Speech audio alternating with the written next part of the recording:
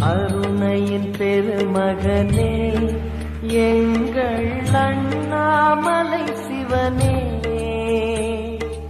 ஆடிய பாதத்தில் ஓரிடம் வேண்டும், ஆடிய பாதத்தில் ஓரிடம் வேண்டும். அருள்வாயீஸ்வரனே, அன்பே அருணாச்சல சிவனே.